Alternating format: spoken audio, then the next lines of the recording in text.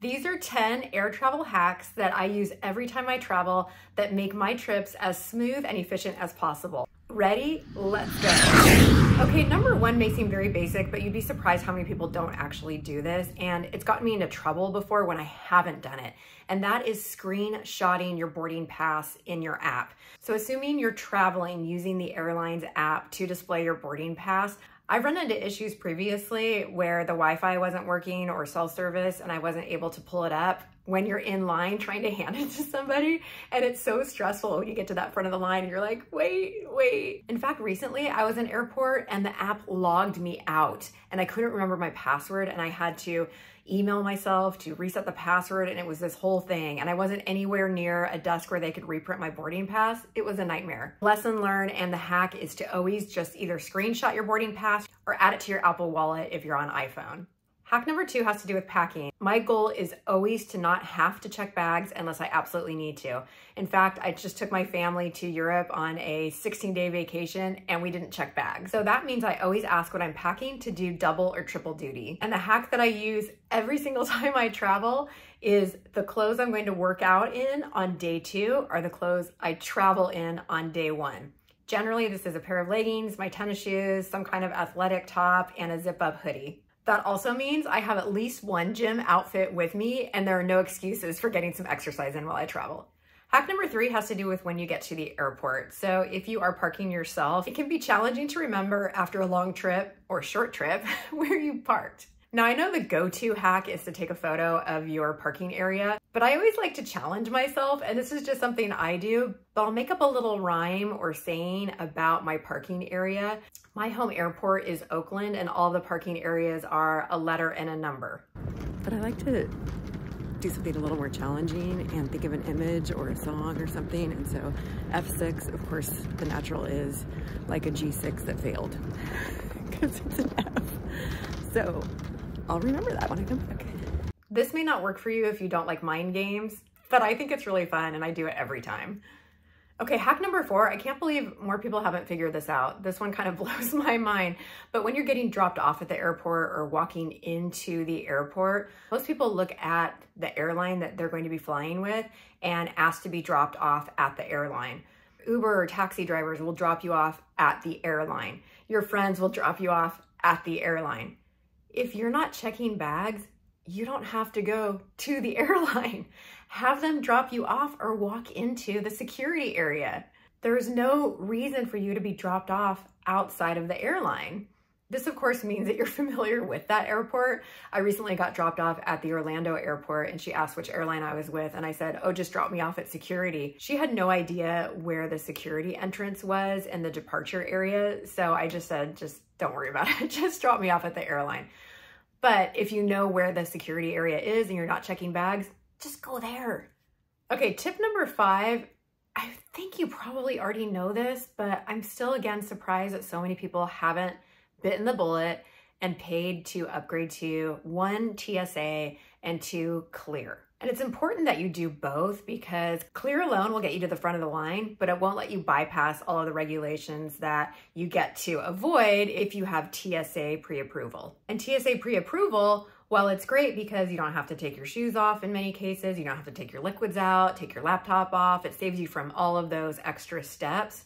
In many cases, a lot of people have TSA, and so those lines are getting pretty backed up. But combined, chef's kiss. If you travel any fair amount, or you just value your time, or you just want to avoid all those crazy lines, get them both. It is worth it, I promise you. In fact, Nick and I have traveled with our older teenage and adult children, and they don't have TSA and Clear, and we've calculated the timing difference between how long it takes us to get through and how long it takes them to get through. It varies, but we've seen anywhere from 10 minutes difference to, in one case, 25 minutes difference. That's time, that's valuable. Okay, but whether you're Clear or TSA, you still have to walk through that metal detector or whatever that scanner is. And my tip or hack number 6 is to avoid the following things. I don't know exactly how it raises a red flag, but it seems to be based on density. So things that I've noticed that have set it off when other people have been called out are, of course, metal. You've got a belt buckle Birkenstocks. I love my Birkenstocks and they travel so well, but I will not wear them through security because the buckle sets it off. Sometimes if you have other boots or shoes that have a little bit of metal support in them or just a dense amount, that can set it off. I have a pair of leggings, and as I mentioned before, I do like to travel wearing leggings because it's so comfortable and I have pockets I can put my phone in, and I have them do double duty for the gym. But I do have a pair of leggings that has extra seaming and extra pockets in it. That has set off the detector because of the extra concentration of seaming. So of course my goal is to go straight through and not have to have a pat down or, one scan. And so I am generally wearing cotton, nothing with metal, very little jewelry. Another thing my daughter actually got stopped for was she's got a lot of hair and she had it in a very big and tight bun on the top of her head, and they had to wand her bun because it was so dense. That's another tip. I always wear it down while I'm going through that detector. Maybe I'll put it up later, but that initial screening, my hair is down. And as far as your luggage or things that are going through the belt, a couple notes about those. Things that we've been stopped for are my daughter's creatine. So white powder in a canister is a red flag. My daughter's inhaler for her asthma because it resembles pepper spray, and that is not allowed on board. And then the other takeaway from that luggage belt is when you have small items, the best way to get them through is not to put them loosely on the belt, but to shove them in either a backpack or luggage or something else so that they are going through with a heavy piece, because those lighter pieces can get caught, they can tumble, they don't go all the way through the belt. In fact, I did have a jacket at one point that was so light, it just kept spinning and it wouldn't come out because there was nothing big behind it pushing it through. So you made it to your gate, you screenshotted your boarding pass, so you made it on the plane. If you travel Southwest, you now get to choose your seat. If you're traveling any other airline, you've probably already chosen your seat. Which one do you pick? I always choose a window seat, and here's why. The first time I had to travel after the pandemic, I was very concerned about my health and exposure to germs, as we all were. And I did a lot of research on which of the seats is the safest from a germ transfer standpoint, and it's the window seat. And you're only in direct long-term contact with one other person, and it's the person in the middle. The second best spot for reducing germ exposures is the middle, because you're only interacting with two people. Guess which one the worst one is? The aisle, because people are going back and forth all the time. Couple other reasons I like the window. I fall asleep really easily on planes, and for whatever reason, I find it very comfortable to just lean my head against the window. I will often sleep there for the whole plane ride. Another reason I prefer to sit in the window is less exposure to spills. Have you ever seen a flight attendant reach over someone and then a shoulder comes up or the plane jostles and all of a sudden the person in the middle or in the end has the drink all over them? Yeah, I've seen that too. The likelihood that you're gonna get spilled on in the window seat is much lower. So hack number 7, and of course this is if you're traveling alone. If you're traveling with someone, it is what it is. But if you're traveling alone, I always pick the window seat. But part 2 of getting on the plane is never put your carry-on bags in an overhead bin that is further to the back of the plane than you are. That is the worst thing you could ever do on a flight because people will not let you out. It is confusing to them. They don't know how to have people go in reverse. You will lose time. You will frustrate the other passengers. And it's a really bad situation. I think I had to do this once, never again. In fact, if there's no more overhead bin space left, I would almost rather check my bag than to put it behind me in the plane. And little part 2 of part 2 is instead of putting it directly above you, if you put it across the aisle, it's a little less awkward than to come step into the aisle and turn directly around. You can step into the aisle and reach directly across. So that's another little hack. If you're enjoying this video, I would appreciate you giving it a thumbs up. And while you're there, please consider subscribing. It's free. It means so much to me. And you would be helping me get to my goal of getting to 10,000 subscribers by the end of the year. Thank you so much for considering it. Okay, hack number 8, and I'm not a germaphobe by any means. I think I have a pretty healthy relationship with flora and fauna and my biome. But because I do travel a lot and I need to stay healthy for my job, I do try to take precautions to limit my exposure as much as possible. And so hack number 8 is I don't take the free food and free drinks.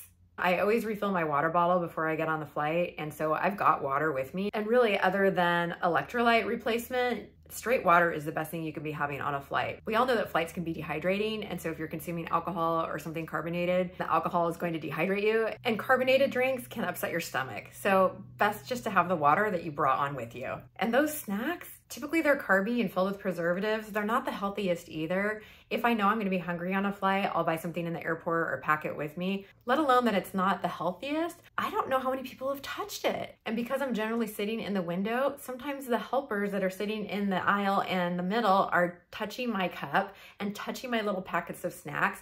And I don't want people touching my stuff. I don't know if they have something. I don't want them touching the packaging or my cup that I'm gonna be putting in my mouth or opening up with my hands that I'm also eating with. It does take a little bit of planning and the ability to resist those snacks. I mean, those brownie riddles, those look good. But for the most part, I've learned to just say, no, thank you. All right, hack number 9 has to do with your return trip. So unless you have an event or something that is happening on the day that you're flying back, if your return day is only travel, don't pack for it. Yes, pack clean underwear. That is not what I'm saying. What do I mean by that? Well, as I mentioned before, your clothes are gonna do double duty. I mean, you probably already have jeans or shorts or workout clothes that you didn't get sweaty. Just wear something again. You're not gonna see anyone on the flight that you care about. It doesn't matter what you're wearing. Just don't even pack for it. Don't even pack for it. Do not pack an outfit for your return trip. Okay, and are you ready for number 10, my final travel hack? It is where to go to the bathroom when you get off the flight. This is a good one. Now, this hack only works at your final destination. It doesn't work if you have a layover. But when everyone deplanes, typically people have to go to the bathroom and they go to the bathroom that is closest to their gate. And often there are lines and it gets really busy there. But if you can hold it just a couple of minutes, you know which bathroom is never busy, there's never a line, and there's always a bathroom there. Baggage claim. I'm not kidding. Baggage claim. Just wait and go to the bathroom and baggage claim. Okay, I've been on the road for 4 days and let's see if I can remember my parking area. Oh yeah, it's F6 because it's a G6 that failed. I remember. It works every time. What are some of your favorite hacks for travel, and which of the ones I shared do you think you might try on your next trip? I'd love to hear from you in the comments below. And if you'd like to see some of my travel vlogs, I'll link my playlist here, and I hope to see you in one of those videos.